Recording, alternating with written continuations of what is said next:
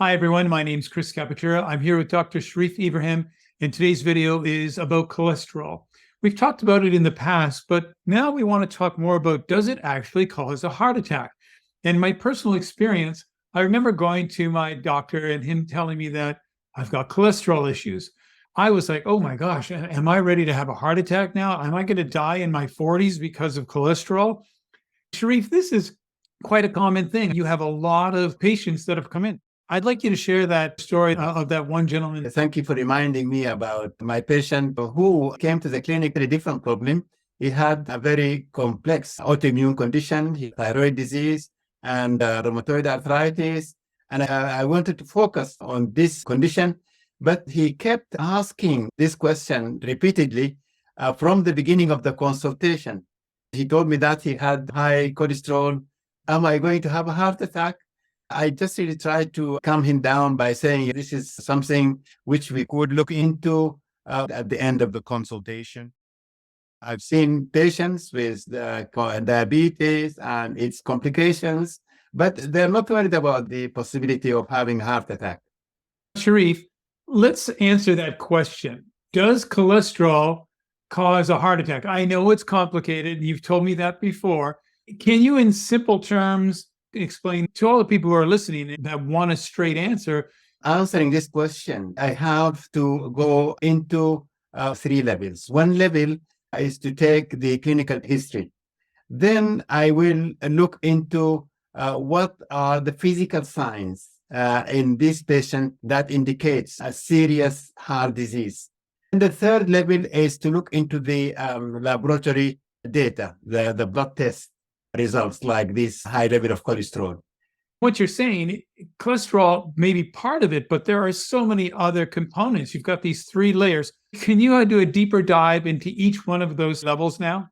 I would go into family history of premature heart disease, a father or a brother who have had heart disease before the age of 45. For women in the same family, who have had heart disease before the age of 55. But it would be more serious to have history of premature cardiac death. Somebody in the family has died from heart disease before the age of 45. Then we will look into if the patient has got high blood pressure, blood sugar, diabetes. Other things, we will look into history of smoking. This is really very serious patients who smokes. Have a very high rate of heart disease. Most importantly, when we come to the examination, we will look into the patient weight. Many people will say the BMI is important, but I say the waist size is more important because this reflects the belly fat. And this is very important part of the metabolic syndrome, which includes the heart disease. So that's a lot of different things that we're looking for, Sharif. It's interesting to think that cholesterol is only one component of it, and you haven't even talked about it yet. So there's the first thing. It's all the history. But now we need to know more about the signs. And I was fascinated by one of the signs you're going to talk about, which is the skin tag. And there are clinics all around me that just want to remove that skin tag. Let's get that skin tag off. But it's a serious sign. It's your body screaming for help. And yet people just go and remove the skin tag because they don't want to look bad. But you should be doing much more about that. And then that's one of the signs that they should be looking for. Is that correct? Yes, that's true. Yes, yeah. As you said, the skin tag, this is something which I can observe actually in people in public places. And this is a sign of metabolic condition, insulin resistance, and which is really very common in patients who have had have got heart disease. And I will tell you a secret here, because of me as a doctor, actually, when I go out in public places, I look for these signs and I see really very interesting signs. It's easy to talk about the BMI and somebody is obese or overweight. This is one sign which is easy to discover by looking. But the most important sign here is the waist size, because the waist size reflects the central obesity, accumulation of belly fat. And this belly fat is part of the metabolic disease, and the heart disease is part of the metabolic conditions. The belly size should be less than 35 inches in a woman and less than 40 inches in a male. We're not talking about the trouser size. The trouser size is different because the belly size, we take it around about the level of the belly button. So this is always bigger than the trouser size, because many patients, when I do this measurement, they say, oh, no, this is not correct. I said, why? Because my trouser size is 36 and you're telling me you see my waist size is 40. It's always going to be bigger than your trouser size. Another sign which is very interesting is darkening of the skin. We call it scientifically acanthosis nigricans, and this is a definite sign of insulin resistance. I can tell you another sign which is really very interesting. Look at the earlobe of any patient, and if you can see some creases in the earlobe, this is a sign of a definite and significant heart disease. So that's number 2 was the sign. So now let's get into number 3, where we're now going to be talking about the thing that people have become accustomed, which is LDL and HDL. And the one thing I really want us to focus on is those studies. I was fascinated again. I find everything we talk about fascinating. What can I say? But I just found it fascinating that so many things have been debunked that I grew up understand or thinking were correct. Let us take them both, the total cholesterol and the LDL. And let us just look into the science, the significance of these two elements, total cholesterol and LDL. There is a major study which was done in 500 hospitals. They took all the patients who have had heart attack, and they checked their total cholesterol and their LDL, which is the bad cholesterol. And they have found that the LDL, which is the bad cholesterol, actually was normal in 70% of those patients who have had heart attack. So this is not a very important element. And more than that, they looked into the optimal level of this LDL, which is a bad guy, and they found 50% of the patients have got optimal level of LDL. So I think LDL and total cholesterol are not going to be a very important risk factor of heart disease. Another study looked into the good guy, which is HDL.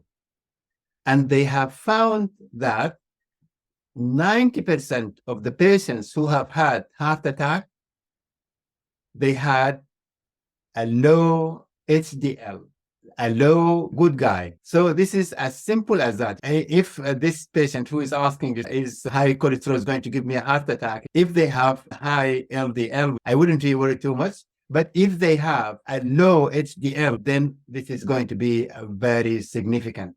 The other point, which also can also be helpful, is whether your LDL, which is the bad guy, whether your LDL is damaged by oxidants in the blood. And I think this is really very important, because oxidized, if you have a high rate of oxidized LDL, this is going to be like a recipe of making atherosclerosis, indicating that there is very high oxidative stress is going on, and there is high inflammation, and then you're likely to have serious atheroscleromatous disease, and you are likely to have a heart attack if you have more damage or oxidized LDL.